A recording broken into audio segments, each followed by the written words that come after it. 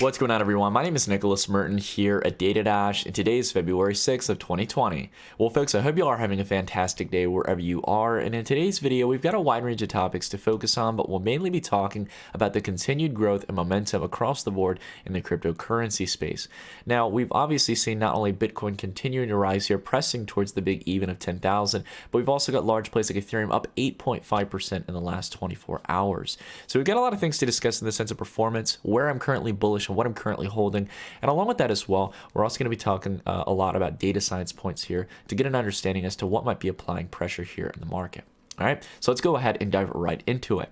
So taking a look over the last 24 hours, we can see the vast majority of cryptocurrencies here are up in the green, with a few exceptions down here in the red. But again, the vast majority ticking upward right now, not to mention it's not just a lot of small cap plays. In fact, it's a lot of large, well-developed plays. Like Bitcoin, for example, up 4%, Ethereum up 8.5%, and a vast majority of the other top 6 plays here, such as Litecoin, Bitcoin Cash, XRP, ticking upward to the upside, making solid gains here.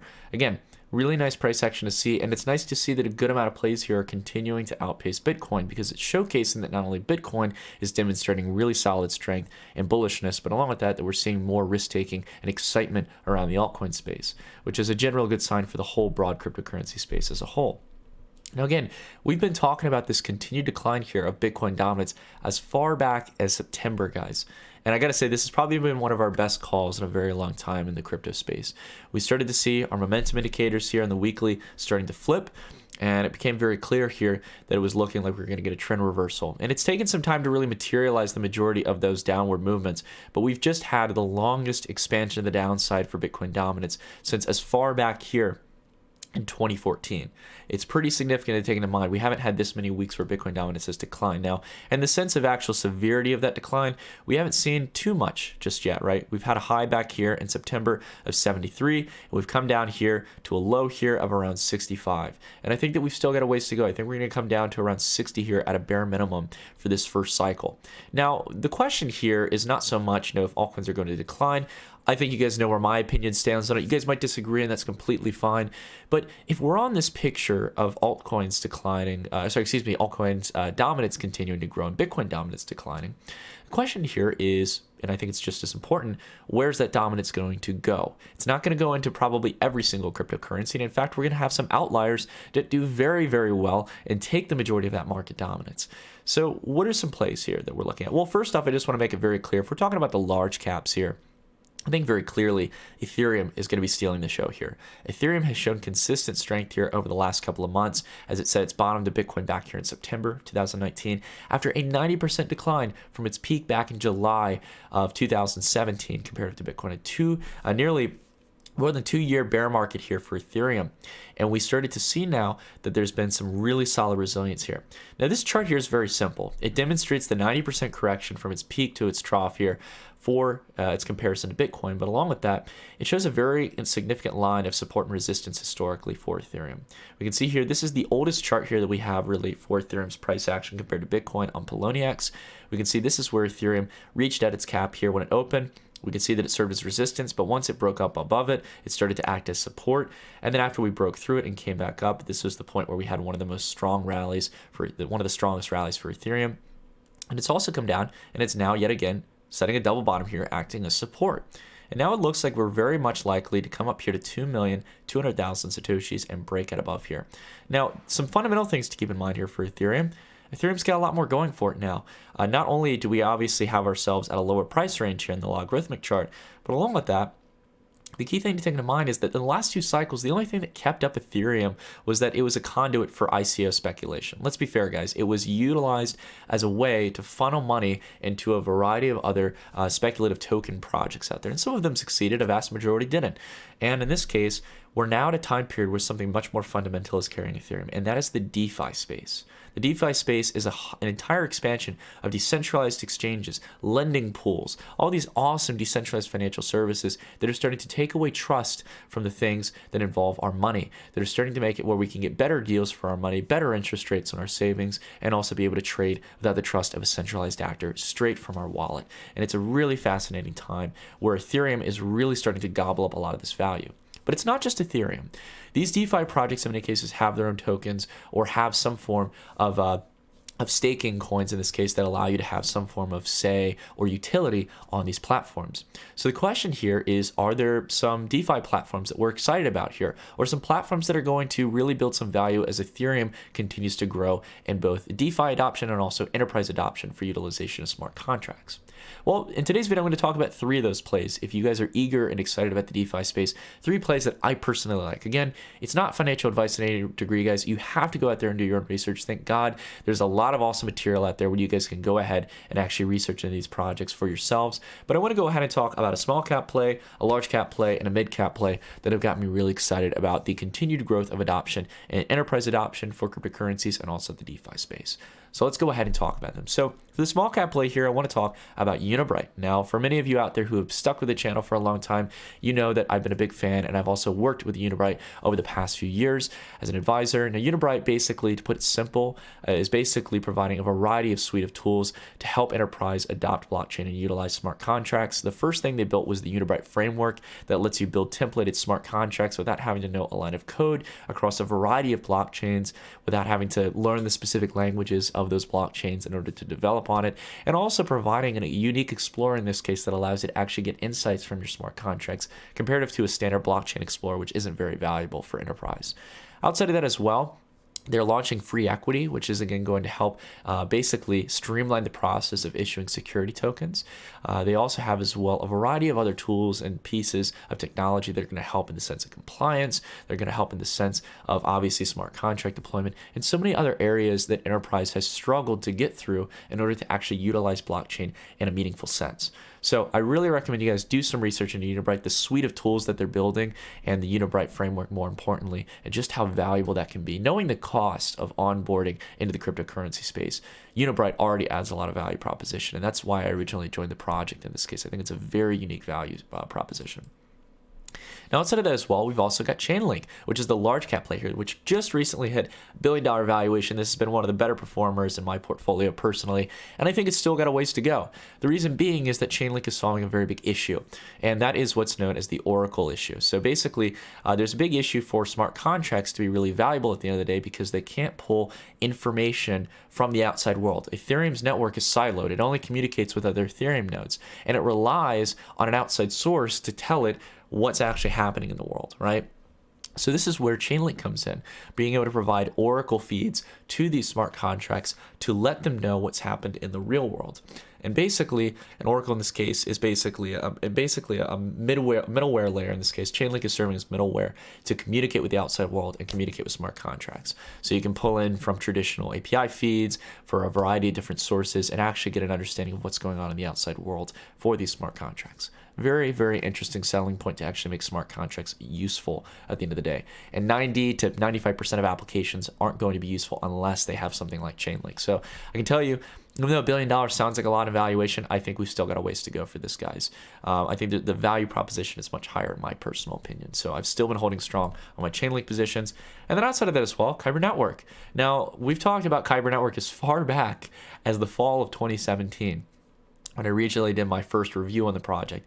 And I still to this day am excited and very positive on the nature of what Kyber Network is doing. They're still, alongside Uniswap, probably the top player in the decentralized exchange space. And they just recently launched their new staking mechanism where you actually get to have voting rights in their new DAO that they're forming, or decentralized autonomous organization.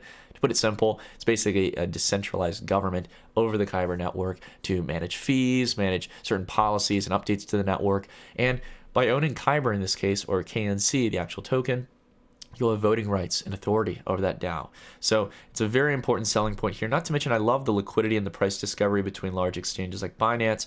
And another one that a lot of people mention as well is Synthetics. And I think Synthetics is cool, but it's valued at 3 times the rate of Kyber Network. And I don't really see that value fundamentally, so far. And along with that as well, as much as I do like Synthetics, the volume is so much smaller than Kyber Network. Even if you exclude the fake volume, just alone, I think it's the Bitcoin pair here for Kyber Network. Yeah, it's the BTC pair, has 3 times the daily volume here of what you're getting on Synthetics. And that's not even including the other pairs that are available on Binance or other exchanges. So I think Kyber Network is still one of the largest plays, again, alongside Uniswap. But these are kind of my three DeFi plays, guys. There's other plays out there. Like I said, Synthetics is good, and there's a few others as well that are really exciting. But for the kind of ETH-based plays, where Ethereum is really getting the majority of the grounds for the DeFi movement, I think these three are going to be some solid plays over the next couple of months. Again, it's why I'm positioning a lot of them. And again, bear in mind here, again, it's important to do your own research, guys. So look through and just see how these projects are actually going about doing some amazing things, how Kyber Network is making it so you can actually trade from a cold storage or software wallet without having to trust a central party.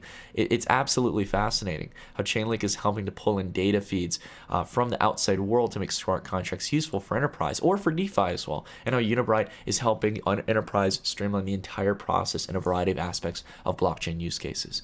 I think that's the really cool thing here, guys. There's such a plethora of innovation going on. Now, I want to go ahead and talk a little bit about something interesting that finally happened, the only news piece we got today, and that is Warren Buffett and Justin Sun finally having their long-awaited dinner, where Justin Sun originally had to cancel back a couple of months ago after making, I think it was a near $5 million donation to the Gillette Foundation. They finally have had their dinner, and interestingly enough, Justin Sun invited a lot of other people. He had people like Charlie Lee. He had another individual, I think Chris Lee from the Altcoin Foundation. They also had as well individuals from Huobi, from eToro, from a lot of other companies that are involved in the crypto space in one way or another. And supposedly it went pretty well, probably better than any of us probably expected. Now, again, I think Warren Buffett still holds his position that Bitcoin is probably rat poison, that it has no intrinsic value because there is no yield on it in this case.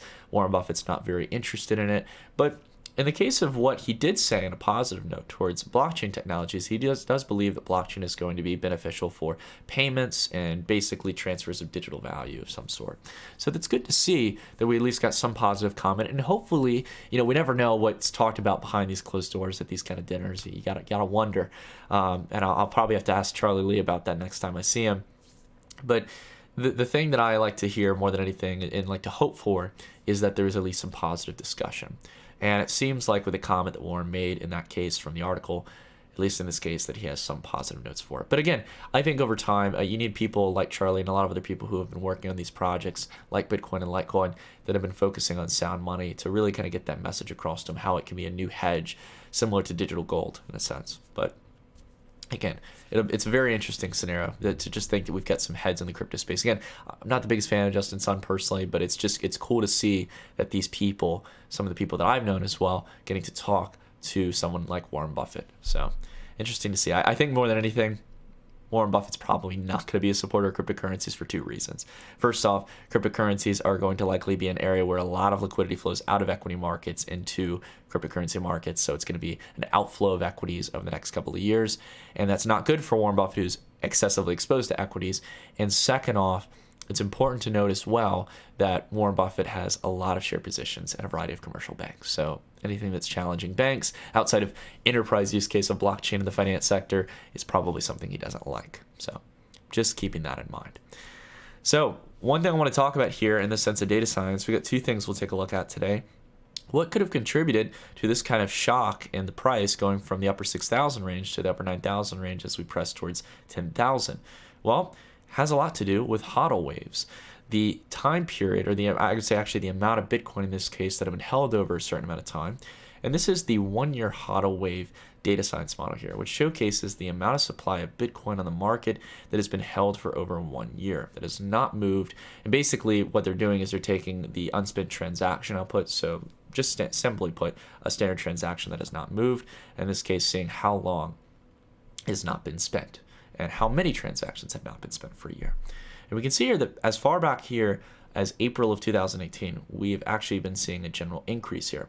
But take a look here in the last 2 months. From back here in November and the late part of the month to early December, we saw a massive jump here, 54 to 59%, where we had a 5% jump here in Bitcoin that had not been spent in over a year. Not to mention, it jumped all the way up to 60% here at the absolute peak here in January, late January of 2020.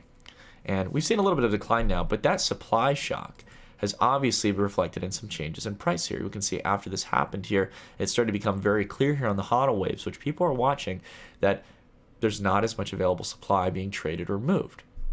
So again, this is something that actually sets the initial kind of exit out of the accumulation phase.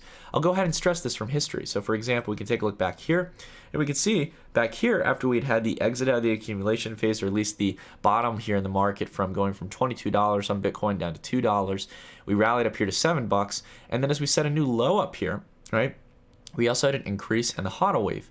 And as that picked up higher and higher here, as more Bitcoin were not moving on the exchange, notice how if we take a look back here, and we'll take a look at a broader picture, we start to see the price ticking upwards. Now what happens here is this kind of kicks off the initial rally here alongside the halving event. And the halving event kind of sets in stone this precedent that even though some of the Bitcoin is coming more onto exchanges here over time, you can see the HODL wave declines here, there's a little bit more liquid trading, it kicks off the initial hype. And when buy-side demand continues to expand after the effect of the halving event and the amount of people holding and not selling on exchanges, it starts to get to a point where even though that sell-side liquidity can probably come up and people start trading Bitcoin more liquidly, the demand just keeps rising and price continues to be outweighed against previous highs because the demand is continuing to grow. It's exactly what happened in this cycle. It's exactly what happened in the last cycle, and it's going to happen here for another time here for Bitcoin. It's just priced in to how Bitcoin works, right? Again, most people don't understand that, but that's just generally how it works. It sparks these cycles, in this case, of hype around Bitcoin. And a lot of people end up, as we know, FOMOing in later on because they don't do their due diligence. They aren't interested in this market until everyone's talking about it. It's just how it works. And there's some opportunities here for Bitcoin to reach new exponential levels here if it continues to play out like it has in history. So, very important thing to note. Now, another thing as well, I think a lot of people always ask here as the market has been picking up, is a question of whether or not, as we've gone from around the lower $6,000 range up here, pressing very close to $10,000, question here is whether or not we're going to see a pullback here. Have we gotten too greedy in the market? Well, let's look no further from the Fear Greed Index. Right now, we're registering about a 61 point out of 100 points. So we're definitely on the greed side in this case after exiting out of the fear side back here in December. But what's interesting is to put some perspective as to where we are. We really haven't been down to this range down here at 60 since back here in March. So again, let's provide some perspective here in the sense of the last rally. This is basically the equivalent of the fear greed range we are at right now. So I think this tells us one clear thing. We've got a ways to go. We could have maybe a little short-term pullback, but nothing like we had for the 6-month pullback. We've already gone through our correction phase. And this is something I want to drill to you guys in this case. Again, I know there are a lot of people out there, and again, you guys know I can't provide direct financial advice, but I know there are many people out there who were waiting for 6K, for 5K, for 3K, a lot of these big evens that are lower than where we went during this correction. And a lot of people are sad now that they missed out on a position here, getting at that kind of low range around 7,000 to 8,000. And look, again, guys, I can't tell you guys what to do, but I'll tell you what I would do if I were in those shoes in this case. And I think it's very rational and middle level view. If your viewpoint is to invest in cryptocurrencies for the next exponential cycle, for Bitcoin to break past 20,000, and go upwards to something like 80 or 100,000, if not higher. Right? I'm not telling you it's going to do that. I'm saying if that's what you believe it's going to do, like I personally believe, then in this case, it would likely be an okay position to possibly enter in here at these current levels. All right. And if it continues rising up, you're going to still benefit from the majority of the cycle. Now, let's say, for example, as well, that you enter into your position here with the available cash you have, and Bitcoin does come down to those levels that you were looking for, that you're considering still waiting for. Well, the good news is that even though you can be down in your position in the short term, right, it's not only likely that it's probably going to come back up and revisit those highs. Again, if that's your target time frame, you would probably hold your positions through until that happens. But along with that, if you have some other available cash, you can average in. And that's the beauty about averaging in into crypto markets, as well as equity markets, as well as commodities. When you're in a bull cycle, they usually last for a good amount of time. And it's not a matter of getting it at the perfect price, at the absolute low.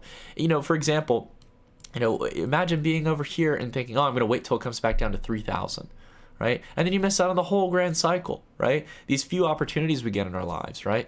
I think that's it's so short-sighted in this case, guys. And a lot of people fall into, I'm not trying to insult anyone. It's a mistake that a lot of people can easily make when it comes to cryptocurrency markets. So I want to stress that very clearly. I think it's a very important point. And one thing that's important as well, again, guys, if you're just getting started into cryptocurrencies as well, there's no need to stress about it. There's no need to worry about it. There's a lot of ways where you guys can easily get your feet wet in the crypto space. And I think a great way is through eToro. I'm one of the copy traders on there, and you guys can actually copy one of my very simple current trading portfolios here where I have a good position in Litecoin and NEO and Ethereum. That gives me a broad basket of altcoin exposure. And so far, we're already up over more than 20% for the year. So I'm very excited to see that we've been doing well. Ethereum's been really leading the way here, up 30% from when we entered. So again, if you guys are looking to get your feet wet, it's not something you need to be scared about. And also, again, don't try to overtrade these markets, guys. If those are the kind of few pieces of advice I could give, you're likely going to lose, right? Or you're not going to likely do better than you would have just simply holding. That's practically true in every single market.